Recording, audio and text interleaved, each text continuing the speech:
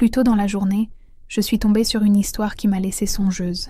Un homme de 75 ans, plein de vie, actif, souriant, a commencé sa journée comme tout le monde. Il s'est réveillé, s'est levé et n'a fait que 2 pas avant que tout ne s'éteigne. C'était aussi simple que ça. Aucune douleur, aucun signe d'anomalie. Il s'est simplement évanoui. La question qui restait en suspens était « Que s'est-il passé exactement ?» Selon les médecins, la raison en était une petite erreur, si subtile que des millions de personnes de plus de 70 ans la répètent chaque jour, sans même s'en rendre compte.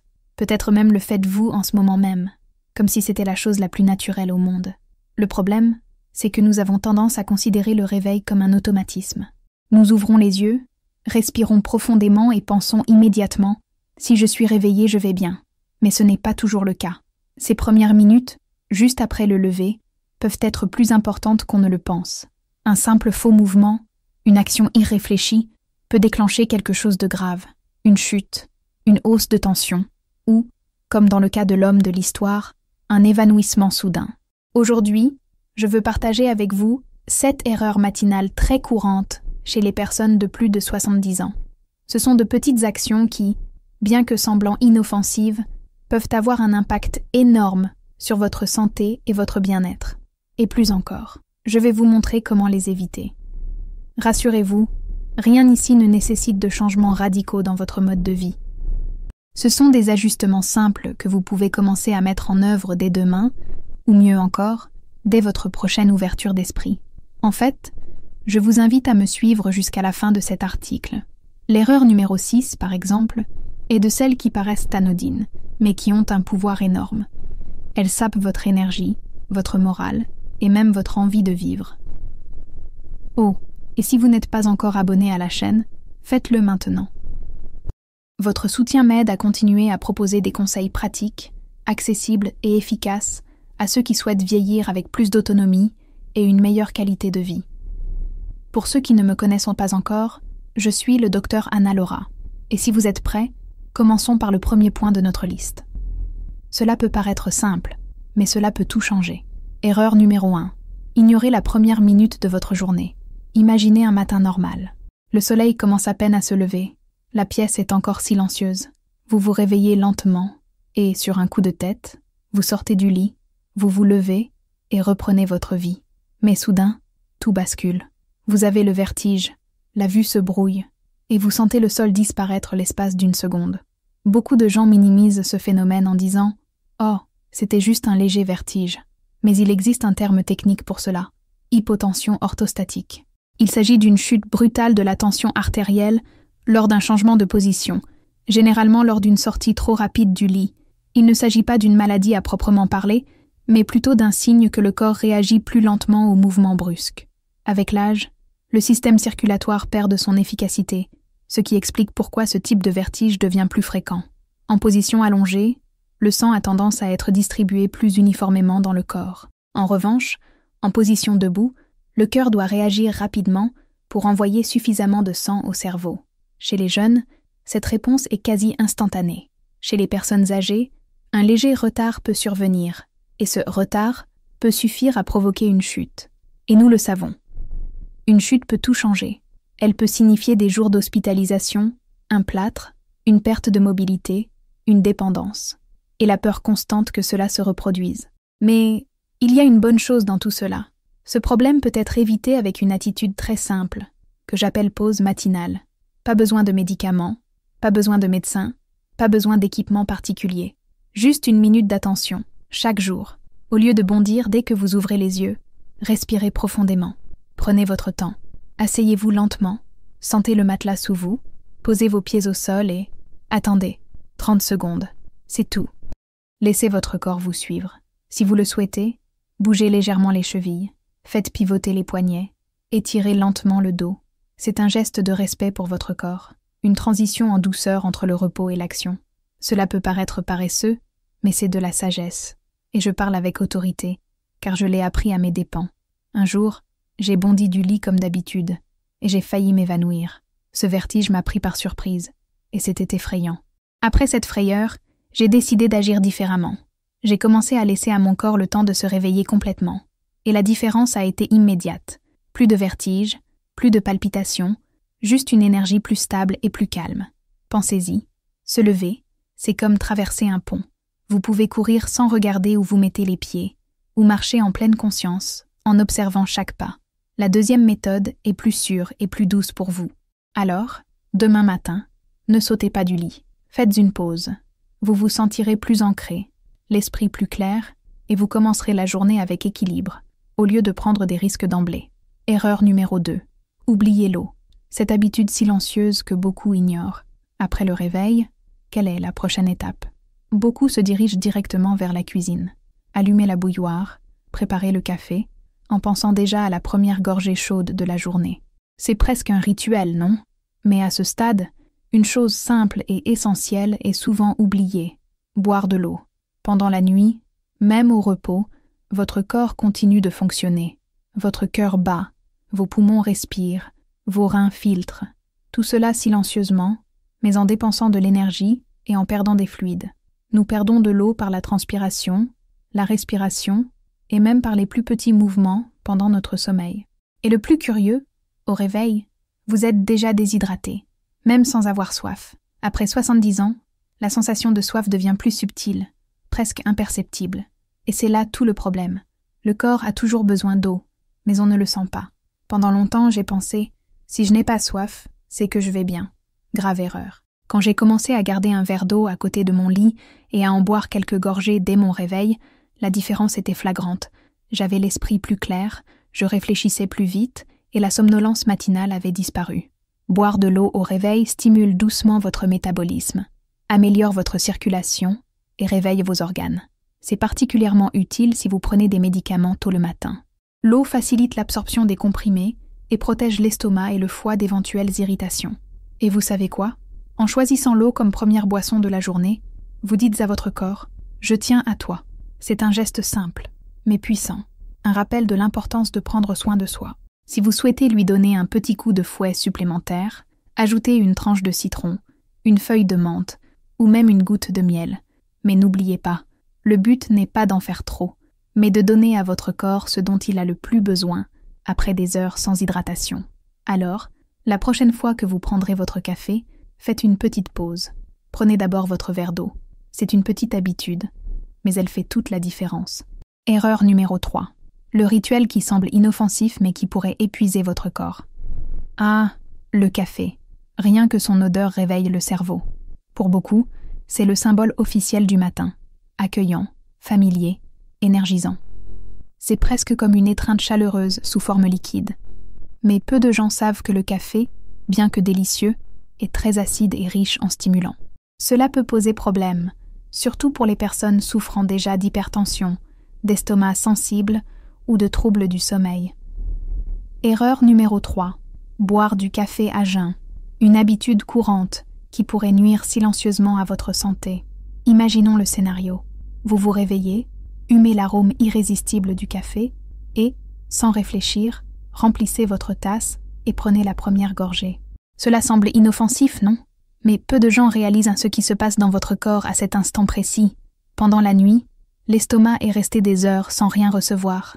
La muqueuse digestive est plus sensible, les niveaux d'hormones s'ajustent et le corps est encore à moitié réveillé. Puis arrive le café, acide et stimulant, qui déclenche une libération encore plus importante de suc gastrique. Résultat, brûlure d'estomac et maux d'estomac. Et si vous souffrez déjà de gastrite, de reflux ou de tout autre problème digestif, la situation peut empirer. Mais le café ne s'arrête pas là. Il augmente aussi le taux de cortisol, l'hormone du stress. Un peu de cortisol tôt le matin est naturel, voire nécessaire. Mais lorsqu'il monte trop haut, on peut commencer la journée tendue, agité, anxieux, sans même savoir pourquoi. La question est maintenant, devons-nous vraiment bannir le café de nos vies? Absolument pas. Le café peut être un plaisir, à condition de le consommer correctement. La solution? Manger léger avant. Un fruit, une tranche de pain, des noix, juste assez pour remplir votre estomac et permettre à votre corps de se reposer avant que la caféine ne fasse effet. Ainsi, vous pourrez profiter du goût et de la stimulation du café, sans l'inconfort. Je l'ai souvent fait moi-même. Je buvais du café à jeun, pensant que ça me réveillait un peu. Mais ensuite, j'ai commencé à remarquer que j'étais irritable, agitée et que mon cœur battait la chamade. Quand j'ai commencé à manger une banane ou un biscuit avant le petit déjeuner, tout a changé. Je me sentais plus calme, plus concentrée, et le café était encore meilleur. N'oubliez pas, votre petit déjeuner doit vous donner de l'énergie, pas vous mettre en alerte. Un simple changement d'habitude peut transformer votre matinée. Erreur numéro 4. Ignorez les signaux de votre corps et commencez la journée à un rythme effréné. En vieillissant, nous apprenons que la façon dont nous commençons la journée influence le reste. Pourtant, il est courant de se réveiller et de se mettre en route à un rythme effréné. Sortir du lit, filer à la cuisine, se baisser pour ramasser quelque chose, soulever des poids, se retourner brusquement. Mais il y a un hic. Pendant le sommeil, tout le corps entre en état de repos profond. Les muscles se relâchent, la circulation sanguine ralentit et les articulations restent immobiles pendant des heures. Et lorsque vous sautez du lit et vous vous mettez à bouger comme si vous étiez prêt à 100%, vous sollicitez un organisme qui n'est même pas encore complètement réveillé. Imaginez une voiture par un matin glacial. On ne démarre pas le moteur et on accélère sans s'arrêter, n'est-ce pas? On attend d'abord que le moteur chauffe. Le corps fonctionne de la même manière. Il a besoin de temps, surtout la colonne vertébrale, les genoux et les hanches, zones fragiles qui peuvent être raides ou sensibles, surtout en cas d'usure, d'arthrite ou d'inflammation. Des mouvements brusques en début de journée, comme se tordre, se baisser brusquement ou soulever des poids lourds, peuvent causer des blessures mineures. Parfois, on ne les ressent même pas sur le moment. Mais avec le temps, ces blessures mineures s'accumulent, provoquant douleur, limitation, voire problèmes plus graves. Alors, que faire? Rien de compliqué, pas besoin de tapis, de salle de sport ou de routine d'étirement sophistiquée. Toujours allongé dans votre lit, commencez doucement. Remuez vos doigts et vos orteils, roulez doucement vos chevilles, étirez vos bras et bougez vos épaules. Faites rouler lentement votre cou d'un côté à l'autre.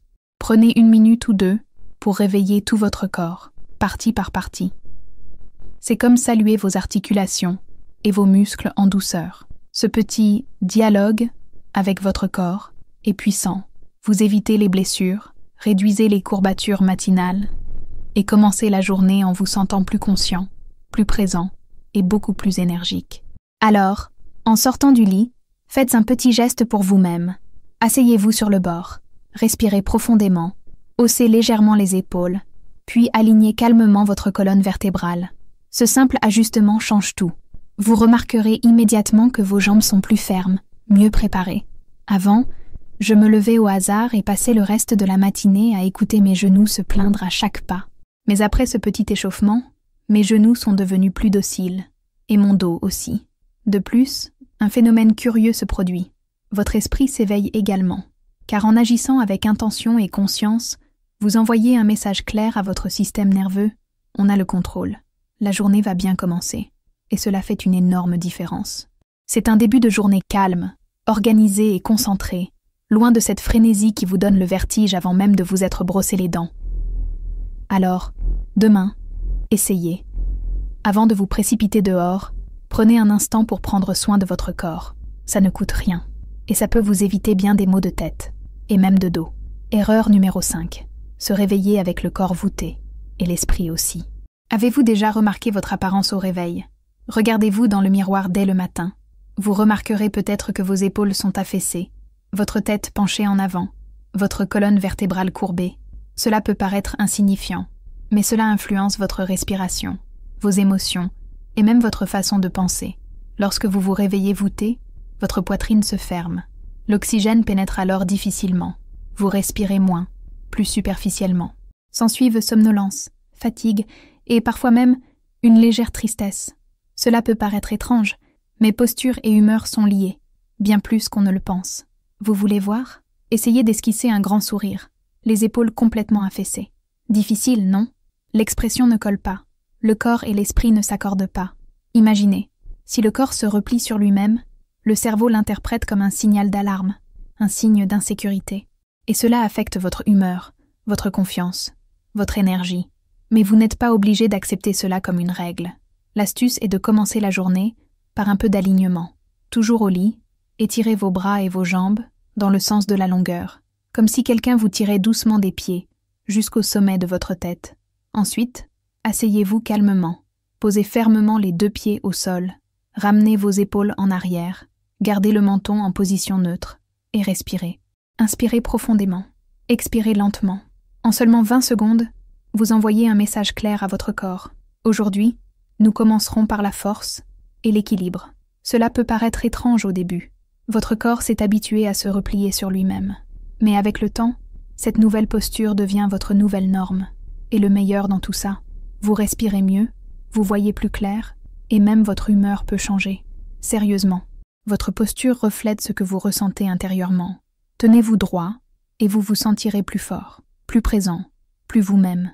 Laissez-vous aller, et les pensées de fatigue, de vieillissement physique, de la difficulté de la journée à venir reviendront. Il n'est pas nécessaire que ce soit ainsi. En quelques secondes d'alignement, vous pouvez changer votre énergie et transformer votre journée. Erreur numéro 6. Sauter le contact du pied et perdre l'équilibre. Avez-vous déjà vu une personne âgée sortir du lit et rester immobile un instant, comme pour tester ses jambes avant de faire le premier pas? Ce n'est pas une exagération. C'est une forme de sagesse corporelle. Maintenant, laissez-moi vous poser une question. À quand remonte la dernière fois où vous avez prêté attention à vos pieds, chevilles, mollets, juste après le réveil? En réalité, la plupart d'entre nous se réveillent et font tout en mode automatique, confiants que notre corps suivra. Mais après 70 ans, ce pilote automatique commence à faiblir. Avec le temps, les muscles perdent de leur force, les capteurs de nos pieds, qui contribuent à l'équilibre, perdent de leur sensibilité, et le cerveau commence à traiter ces informations plus lentement. Conséquence, le risque de trébucher, de tomber et de perdre l'équilibre augmente, même sans s'en rendre compte. Le problème est que nous ne nous en rendons compte qu'après qu'il se passe quelque chose. Un glissement sur le tapis, un faux pas dans la cuisine, une chute qui change tout. Mais il n'est pas nécessaire d'en arriver là. Quelques secondes d'attention suffisent. Lorsque vous vous réveillez, asseyez-vous, posez vos pieds sur le sol et sentir. Restez en contact avec le sol. Bougez vos orteils. Faites pivoter lentement vos chevilles. Contractez et relâchez vos mollets. C'est comme activer les capteurs de votre corps. Cette simple activation aide votre cerveau à se reconnecter à votre corps. Vous vous sentez plus stable, plus ancré, plus présent dans votre corps. J'appelle ça se réveiller avec ses pieds. Et ça fait toute la différence. Beaucoup de gens pensent que les chutes matinales sont causées par un tapis mal placé, un sol glissant ou un vertige soudain. Et c'est parfois vrai. Mais le plus souvent, la cause est bien plus subtile. Des années de négligence envers son corps. Je ne m'en suis rendu compte qu'au réveil. Et en me levant, j'ai eu l'étrange sensation que mes jambes ne m'appartenaient plus. Ce n'était pas douloureux, mais c'était comme si mon cerveau et mon corps étaient dans des fuseaux horaires différents. Je me sentais déconnectée, comme si j'avais besoin d'un peu de temps pour les resynchroniser. C'est à ce moment-là qu'est née ma petite pratique matinale, ce que j'appelle conscience des jambes. Avant de faire le tour de la maison, je m'assois au bord de mon lit pendant 2 minutes. J'aime faire des rotations avec mes chevilles, fléchir mes orteils et bouger mes genoux. Puis je me lève lentement, en sentant mes talons toucher le sol, et je fais attention. Où est mon poids? Suis-je en équilibre? Suis-je stable? Parfois, je ferme même les yeux quelques secondes, juste pour sentir mon centre de gravité. Cela peut paraître un geste simple, voire absurde. Pourtant, ce petit rituel a un impact considérable. Vous renforcez la connexion entre votre cerveau et vos jambes. Vous offrez à votre corps un moment de reconnaissance.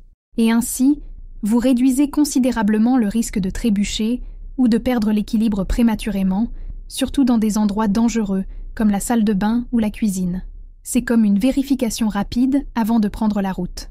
Sauf que, dans ce cas précis, la voiture, c'est votre corps, et la route, c'est votre journée entière. Ces 2 minutes de mouvement conscient, chaque jour, peuvent préserver l'un de vos biens les plus précieux, votre autonomie, votre liberté de bouger en toute confiance. Erreur numéro 7. Se réveiller dans le noir et couper l'énergie de son corps. Avez-vous déjà ouvert les yeux le matin et eu l'impression qu'il faisait encore nuit? La pièce était sombre, les rideaux tirés, et l'obscurité vous donnait envie de vous retourner et de dormir 1 heure de plus? Eh bien, cela pourrait saper votre énergie, avant même que vous ne sortiez du lit. La lumière du matin est l'un des signaux les plus importants pour notre corps. Elle agit comme une alarme naturelle, indiquant au cerveau « Tiens, il est temps de se réveiller ». Mais lorsque nous nous réveillons dans un environnement sombre et étouffant, notre horloge interne se dérègle. C'est comme si le corps restait en mode « nuit », même les yeux ouverts. Cette horloge biologique, appelée rythme circadien, dépend fortement de la lumière du soleil pour s'adapter. Avec l'âge, il devient plus sensible et sujet au dérèglement. Sans suffisamment de lumière le matin, on peut passer la journée entière à se sentir somnolent, irritable ou démotivé. Et à la nuit tombée, notre corps ne sait plus s'il est temps de dormir ou de rester réveillé. La bonne nouvelle, il existe une solution très simple, accessible à tous. Lumière. Dès votre réveil, ouvrez les fenêtres et laissez entrer la lumière naturelle. Même par temps nuageux, la lumière extérieure est bien plus intense que n'importe quelle ampoule de votre maison. Et cette exposition, dès les premières minutes de la journée, agit comme un bouton de réinitialisation pour votre corps. Elle stimule la sérotonine, l'hormone du bien-être, qui, la nuit, se transforme en mélatonine, vous aidant à mieux dormir. Si vous le pouvez, sortez sur le balcon 1 minute, respirez l'air du matin, laissez la lumière caresser votre visage, votre peau. C'est comme si une gorgée de café vous parvenait directement au cerveau, mais sans caféine. Et vous savez ce qu'il y a de plus beau dans tout ça? Ceux qui ont adopté cette habitude m'ont dit la même chose. Je me sens plus éveillé, plus centré, plus vivant. La différence entre se réveiller dans une pièce sombre et se réveiller dans une pièce très éclairée est immense. La lumière est comme la nourriture du cerveau, aussi essentielle qu'un verre d'eau, un petit déjeuner léger ou un léger mouvement au réveil. Et c'est là que tout se connecte. 7 erreurs, 7 opportunités. Aucune ne nécessite de changement majeur. Ce sont de petits gestes, de simples ajustements, mais qui comptent, car ils influencent la façon dont vous commencez votre journée. Et la façon dont vous commencez peut tout changer. Votre corps, votre esprit, votre humeur, votre disposition. Inutile de changer de comportement, ni de lancer une révolution. Il suffit d'être en paix avec son corps dès le début. Respectez son rythme. Écoutez-le. Soyez attentif aux détails. Parce qu'en fin de compte, vieillir en bonne santé ne consiste pas à éviter de vieillir, mais à marcher à ses côtés.